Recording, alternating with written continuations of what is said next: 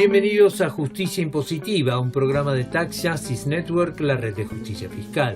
Transmitido directamente desde Londres, uno de los paraísos fiscales del mundo. Les hablan Marcelo Justo y Marta Núñez. En este programa, ¿está Argentina a punto de convertirse en un paraíso fiscal? Perú y los carteles que dominan el escándalo de la multinacional brasileña Odebrecht, que salpica a 12 gobiernos de América Latina. Estados Unidos, el experimento fallido de Kansas o cómo bajar el impuesto a los ricos termina en bancarrota. Esto es Justicia Impositiva, un programa de Tax Justice Network, la red de justicia fiscal.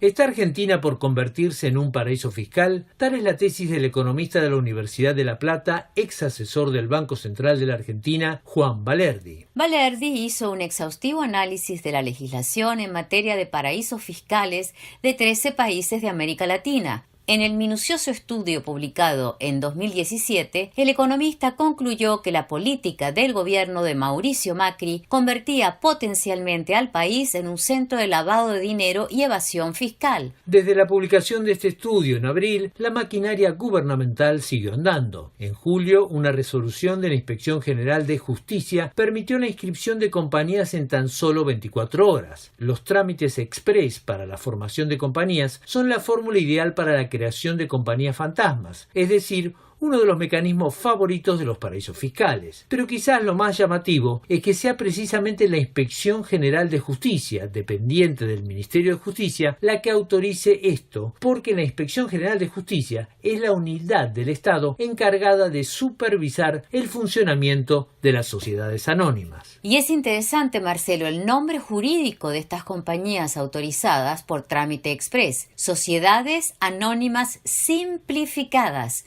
Creo que lo dice todo. Según el gobierno de Macri, esta simplificación aligerará las trabas burocráticas que existen para la creación de empresas, con lo cual se estimulará la inversión. Según sus críticos, estas empresas son en realidad una versión del Far West, del lejano oeste, donde todo vale bajo un anonimato estricto e impenetrable. La realidad es que estas sociedades anónimas simplificadas son uno de los pasos que ha dado el gobierno de Macri para desregular el sistema financiero. El blanqueo impositivo realizado el año pasado, que gracias a un decreto presidencial favoreció también a los miembros del gobierno y sus familiares, y el relajamiento de los controles antilavados de activos, son algunas de estas medidas del gobierno macrista. En diálogo con Justicia Impositiva, el autor de la investigación sobre paraísos fiscales en América Latina, Juan Valerdi, puso a la unidad de inteligencia financiera encargada de las medidas de antilavado como ejemplo institucional y político de este avance de la Argentina por el sendero de los paraísos fiscales. La unidad antilavado de la Argentina, que en algún momento había hecho medidas legales, había impulsado medidas legales muy fuertes para que la Argentina saliera de la lista gris internacional del Gafi, ahora está en manos de gente claramente vinculada por sus carreras y currículums públicos a los bancos lavadores como el HSBC. Esta gente no solamente ha impulsado medidas escritas de relajación de los controles antilavado, sino que además implícitamente se sabe que están no impulsando ningún tipo de inteligencia efectiva contra los lavadores de cuello blanco, ¿no? Entonces agarran pequeños narcotraficantes o pequeños lavadores para hacer de cuenta que el sistema funciona y los grandes pasan como elefantes por bazar. Es decir que claramente la unidad antilavado y todos sus satélites han puesto al zorro a cuidar al gallinero. El economista de la Universidad de La Plata, ex asesor del Banco Central de Argentina, Juan Valerdi. Y claro, hay que recordar que el presidente argentino fue uno de los mandatarios denunciados en los Panama Papers por las empresas offshore que tenían guardias fiscales. La investigación periodística, judicial y la llevada adelante por diputados opositores en Argentina, como Darío Martínez, reveló que hay unas 50 sociedades secretas vinculadas al grupo empresarial del presidente Macri y que 18 funcionarios de su gobierno tienen cuentas en paraísos fiscales. El blanqueo fue una de las maneras de eludir la red de los Panama Papers. Según reveló el periodista Horacio Verbitsky en Página 12, a fines de agosto, familiares y allegados del presidente, así como miembros de primera línea de su gobierno, blanquearon más de 130 millones de dólares. La respuesta del gobierno a esta revelación fue presentar una denuncia penal para determinar cómo se filtraron los datos y echar a un subdirector del organismo recaudador recaudador de Argentina, la AFIP. Otro ejemplo, el acuerdo entre Argentina y Qatar en noviembre de 2016 para crear un fondo soberano conjunto con activos por $1.000 millones. Según el acuerdo, este fondo soberano conjunto Argentina-Qatar sería administrado por una empresa del sector privado radicada en una jurisdicción offshore. Raro, ¿no? Digo, que el gobierno contrate a una empresa radicada en un paraíso fiscal. El acuerdo lo explica. Según dice el acuerdo, se buscó los servicios de una empresa offshore, y acá cito textualmente, con miras a una mayor eficiencia fiscal. ¿Qué puede ser esta mayor eficiencia fiscal? O sea, ¿qué puede ofrecer una administradora con sede en un paraíso fiscal respecto a una empresa que opera en Argentina? Espero que mis oyentes no me califiquen de cínica, pero la única mayor eficiencia fiscal que puedo ver es la evasión impositiva y el ocultamiento de actividades criminales como el narcotráfico y la trata. En resumen, el mismo gobierno que representa al Estado firma un acuerdo comercial para desfinanciar al Estado a través de la evasión impositiva del Fondo Soberano que arma con Qatar, administrado desde un paraíso fiscal. Veamos otro ejemplo de este deslizamiento de Argentina por el sendero de los paraísos fiscales. En el blanqueo impositivo que llevó adelante el gobierno en 2016, no hubo mucho control para evaluar si el dinero ingresado no pertenecía al narcotráfico u otras actividades ilícitas. De hecho, los mismos bancos se cubrieron las espaldas y obtuvieron normas especiales que los liberaban de toda responsabilidad penal por los fondos que aceptaban por el blanqueo. Estos ejemplos muestran cómo se puede ir armando un paraíso fiscal. En nuestra serie Breve Historia de los Paraísos Fiscales, que pueden hallar en YouTube, el autor de Las Islas del Tesoro, Nicholas Jackson, nos contaba cómo las Islas Caimán habían pasado en unos pocos meses de ser una isla caribeña llena de mosquitos a crear todo el aparato legal para convertirse en un centro financiero internacional offshore. El mecanismo es simple. Se trata de colonizar las leyes y el aparato institucional vigente, o en el caso de las Caimán, crear la legislación y los organismos necesarios. Veamos ejemplos clásicos. En ese protomodelo de paraíso fiscal que es Suiza, la ley penaliza la difusión de datos bancarios, por más que estos pertenezcan a cuentas de narcotraficantes, terroristas o evasores fiscales. En Bahamas o Jersey existen supuestos organismos de control para la implementación de normativas internacionales contra el lavado de dinero que son meras pantallas formales sin poder real para combatir la evasión o el lavado de dinero. El actual avance del gobierno de Mauricio Macri sobre la legislación que regula las sociedades o los controles al lavado de dinero puede parecer un tema técnico muy especializado que favorece a unas minorías poderosas, pero que en la práctica no afecta al conjunto de la sociedad. Y no es así. La presencia o ausencia de estas regulaciones es fundamental para la seguridad y el desarrollo de toda sociedad, como se vio en una de las peores tragedias ocurridas en Argentina en los últimos 20 años. Damos comienzo al show. Con ustedes y para ustedes, Callejeros. Supuestamente íbamos a vivir una fiesta, pasar un año nuevo diferente, y sin embargo nos encontramos en una especie de infierno.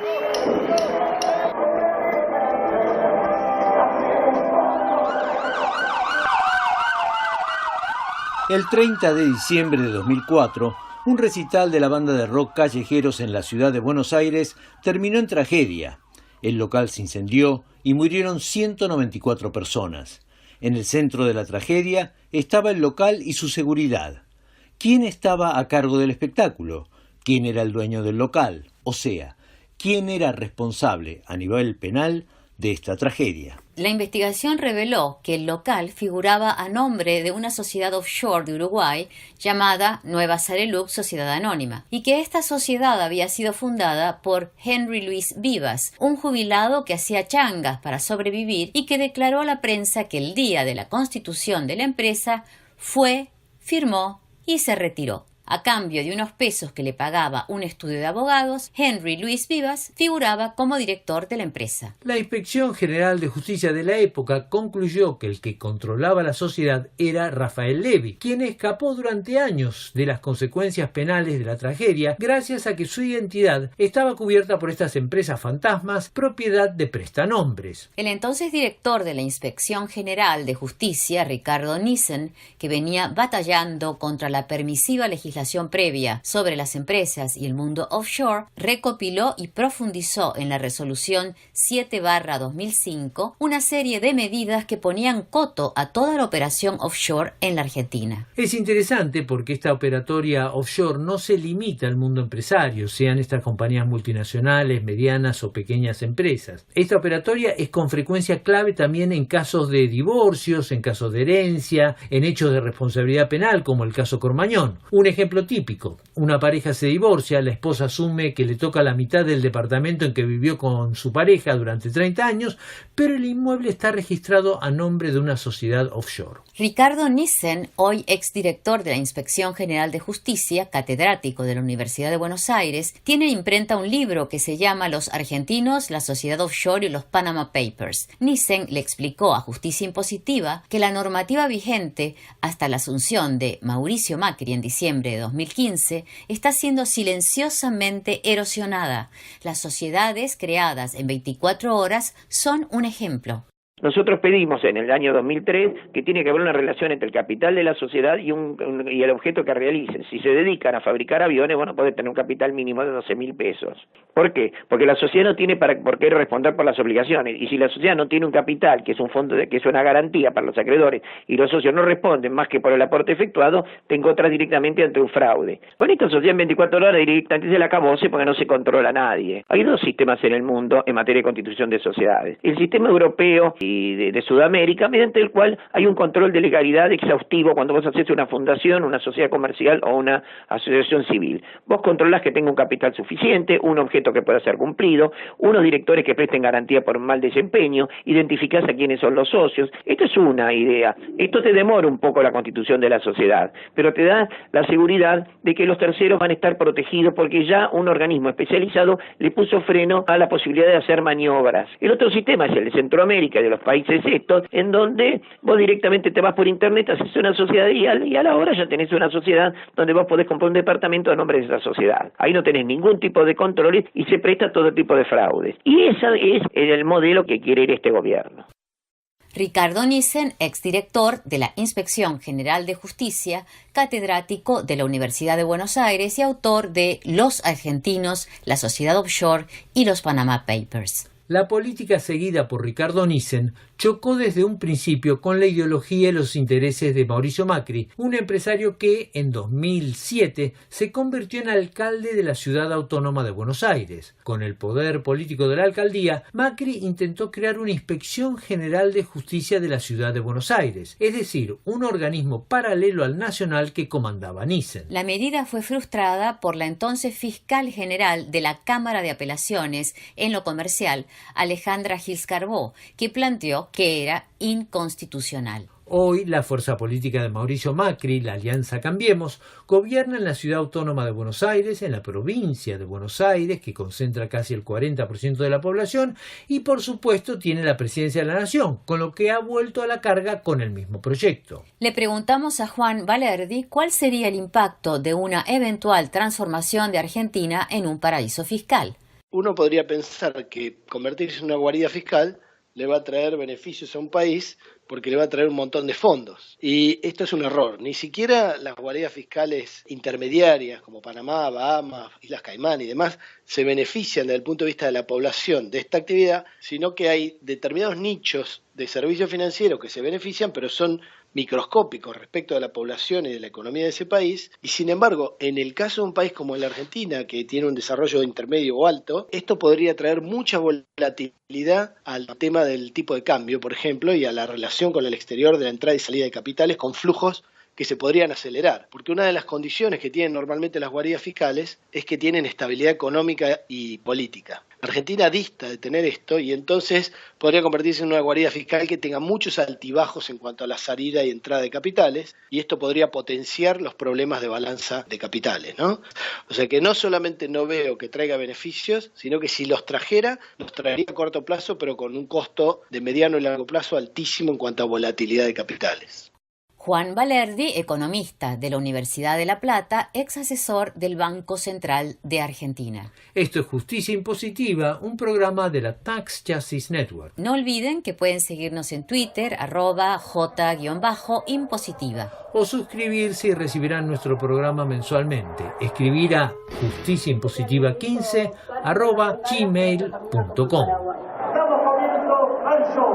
Con ustedes y para ustedes, Callejero. Supuestamente íbamos a vivir una fiesta, pasar un año nuevo diferente y sin embargo nos encontramos en una especie de infierno.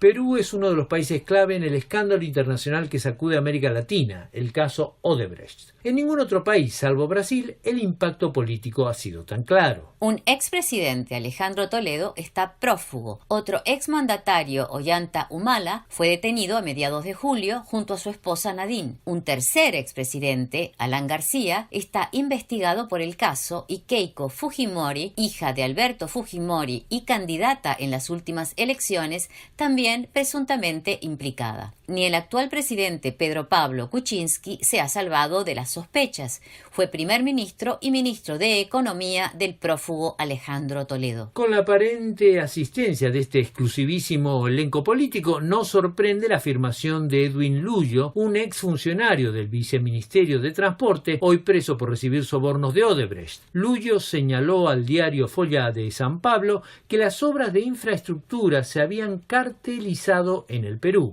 ¿Qué quiere decir esto de cartelizado? Que unas 30 empresas constructoras brasileñas y peruanas habían formado un cartel para la repartija y adjudicación de las obras de infraestructura en el Perú con la inestimable ayuda de políticos y funcionarios públicos. El grupo periodístico peruano Convoca ha estado en la vanguardia investigativa de este caso y también del de los Panama Papers. Su directora, Milagros Salazar, explicó a Justicia Impositiva cómo funcionaba esta cartelización.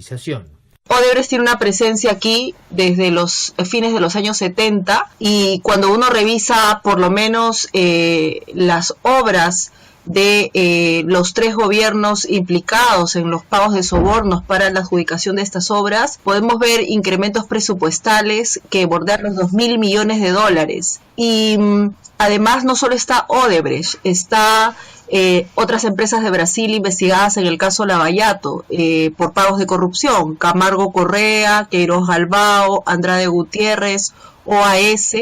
Entonces lo que vemos es que las empresas de Brasil han mirado al Perú como un escenario, un país en donde poder hacer estas grandes inversiones. Y también ha sido importante, digamos, desde la coordinación de la oficina de Odebrecht en el Perú para el resto de países de América Latina. La cartelización involucraba una unión de estas empresas brasileñas con empresas locales peruanas que también están siendo investigadas por el caso. El trofeo de estas compañías es la obra pública que, como se sabe, mueve muchísimo dinero en cualquier país del mundo. Sin infraestructura, sin carreteras, sin un suministro eléctrico adecuado, no puede funcionar con eficiencia ninguna economía, sea desarrollada o en desarrollo. Y la clave es la obra pública, y la clave de la obra pública es la licitación. La teoría es abrir la obra a la competencia del sector privado y que se adjudique el proyecto a la compañía con la mejor oferta en términos de calidad, precio y garantía. Lamentablemente, la práctica es otra cosa. Milagros Salazar explicó a Justicia Impositiva los diversos caminos de la corrupción en el Perú entre la licitación y la ejecución de una obra. Lo que podemos ver es que se han detectado irregularidades en diversos momentos de la ejecución de la obra. Al inicio, lo que vemos es que se exoneraron de, aquí en el Perú, por ejemplo, del Sistema Nacional de Inversión Pública, que te permitía ser más riguroso a la hora de aprobar un proyecto. O se aprobaron leyes especiales para exonerar de ciertos procesos a la compañía. También lo que se ha podido identificar es que una vez que obtenían los contratos, se modificaban estos contratos candidatos que permitían el incremento millonario de los presupuestos de las obras, en muchos casos sin justificación. Un ejemplo es el caso de la carretera interoceánica sur, por la que está siendo investigado el expresidente Alejandro Toledo por un pago de soborno de cerca de 20 millones de dólares. Esta obra, cuando convocaron a la licitación, se presupuestó por 800 millones de dólares en el 2005, 10 años después, y ya el precio bordeaba los 2.000 millones de dólares. El escándalo ha puesto sobre el tapete la debilidad institucional de las democracias de nuestra región. En primer lugar, por el lado del financiamiento de la política a través de la corrupción y la obra pública. Acá tenemos partidos que se benefician con este financiamiento privado a nivel nacional, provincial o municipal, todo canalizado a través de la opacidad de los paraísos fiscales. Un segundo punto son las acusaciones de una virtual colusión entre el poder político, el mediático y el judicial para que unas causas avancen más rápido que otras. Lo veíamos en el caso de Brasil en el programa del mes pasado. Las causas fueron a una velocidad de vértigo cuando gobernaba Dilma Rousseff, del Partido de los Trabajadores, que no tenía vínculo alguno con Odebrecht, y también fueron muy rápidas para dictar prisión contra el expresidente Lula da Silva. Pero no se percibió la misma velocidad cuando se trató del actual presidente, Michel Temer, surgido de un golpe institucional. En el Perú han habido acusaciones similares. En teoría, la justicia debería ser igual para todos, porque si no lo es, no es justicia. La práctica suele ser un poco más complicada, y como nunca nos cansamos de decir en justicia impositiva, el dinero que se va por la corrupción es dinero que desfinancia al Estado. ¿Cuál ha sido la reacción de la sociedad peruana a todo este escándalo? Nuevamente Milagros Salazar, directora de Convoca. Desde la sociedad civil en Perú, por lo menos, ha habido una reflexión y también un mea culpa de no haber aprendido las lecciones que dejó el régimen del fujimorismo. Porque hubo otro momento importante en la historia de la corrupción del Perú de los últimos años, que fue el régimen del fujimorismo, en donde se saquearon también los fondos públicos, y desde la sociedad civil han habido espacios de reflexión, debates, pronunciamientos públicos, se ha creado una plataforma ciudadana contra la corrupción también, y de parte del Estado hay la Defensoría del Pueblo, que es la instancia que da recomendaciones al Ejecutivo, ha creado una juntilla contra la corrupción también. Ahora, por parte de los políticos no veo ninguna reflexión para poder reformar sus partidos, ni para poder reflexionar sobre lo que ha sucedido. Y eso vamos a ver en las próximas elecciones en cada país, cuál es la factura que les pasa a los candidatos. Todo es este terremoto que ha ocasionado Lavallato, pero creo que de los políticos no hemos visto ningún mea culpa ni ninguna reforma importante. La directora del Grupo de Investigación Periodística Convoca, Milagros Salazar. Esto es Justicia Impositiva, un programa de la Tax Justice Network, la red de justicia fiscal. No olviden que pueden seguirnos en Twitter, @j_impositiva. O suscribirse y recibirán nuestro programa mensualmente. Escribir a justiciaimpositiva15@gmail.com.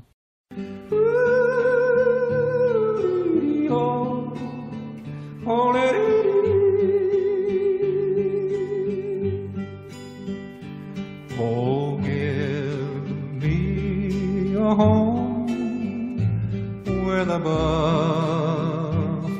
roam, where the... Kansas, un estado famoso en Estados Unidos por sus búfalos y las llanuras que idealiza esta canción. Situada en el centro-oeste del país, Kansas es uno de los estados menos poblados del país, con cerca de 3 millones de personas, una importante economía rural y una fuerte tradición conservadora, terreno fértil para uno de los más polémicos experimentos económicos sociales de las últimas décadas. En el 2012, el gobernador Sam Brownback propuso un plan para reducir radicalmente el impuesto a las empresas y eliminar progresivamente los impuestos a la renta de las personas, con el objetivo de llegar a una carga impositiva cero, como explicó a Justicia Impositiva Nicholas Luciani, director del Departamento de Economía y Derechos Humanos del Center for Economic and Social Rights de Nueva York. el proyecto de Brownback fue el experimento más extremo de lo que es el trickle-down economics, la teoría económica de goteo hacia abajo, que hay que cortar para crecer, este mito y falacia fiscal.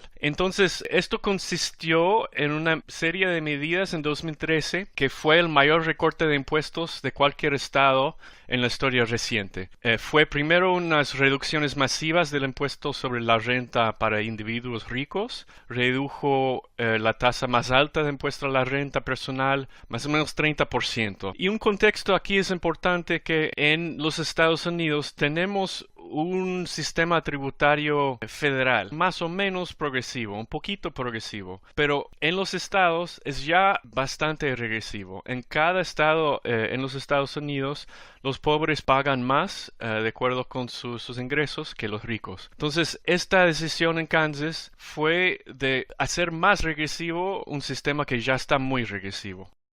Según el gobernador, esta reducción impositiva curaría todos los males económicos de Kansas, que crecería de mano de la inversión privada con una gran creación de empleo. Nada de eso sucedió, más bien todo lo contrario. La economía se desaceleró, los servicios se deterioraron, no creció el empleo y se abrió un agujero fiscal de $1.000 millones.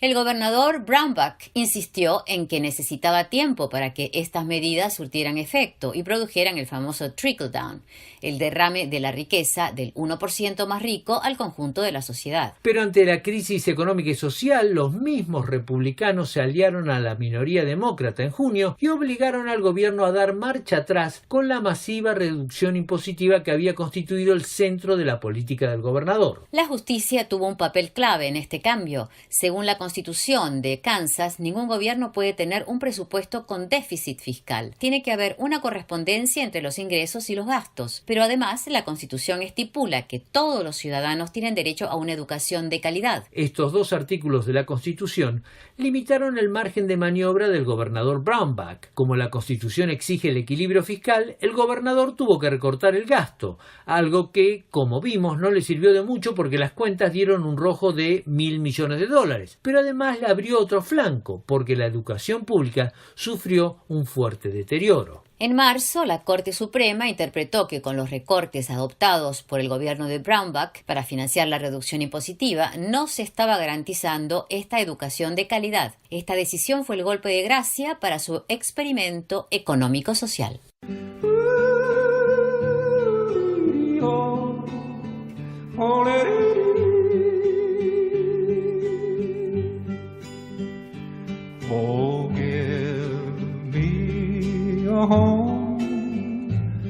El caso de Kansas agitó un debate que divide a Estados Unidos. Por un lado, los conservadores defienden el recorte impositivo y la existencia de un efecto derrame de la riqueza sobre el resto de la sociedad como palanca básica para estimular la economía. Por el otro, los sectores progresistas valoran la prestación de servicios de calidad de alcance universal y una política tributaria equitativa en la que el que más tiene más paga. El debate se está dando tanto a nivel nacional como en los estados. Una situación similar a la de Kansas se vive hoy en el vecino estado de Oklahoma, que por tercer año consecutivo tiene déficit fiscal luego de seguir un programa similar de recortes impositivos. En el rincón opuesto se encuentra el estado de California, que siguió una política totalmente diferente a la de Kansas y Oklahoma. En el 2012, California subió los impuestos a los más ricos y se convirtió en uno de los estados de Estados Unidos con más impuestos para el sector de la población. Según los conservadores, la medida provocaría desinversión y una desaceleración de la economía.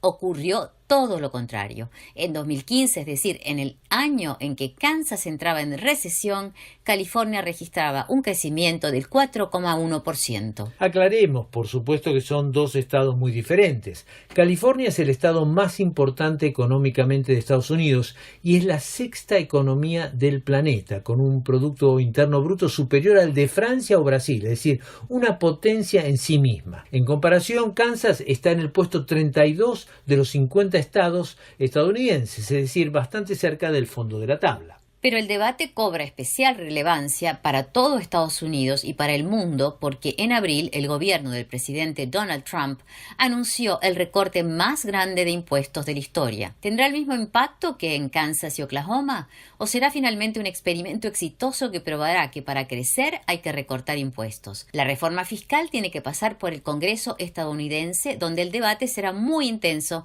según indicó a Justicia Impositiva Nicholas Luciani.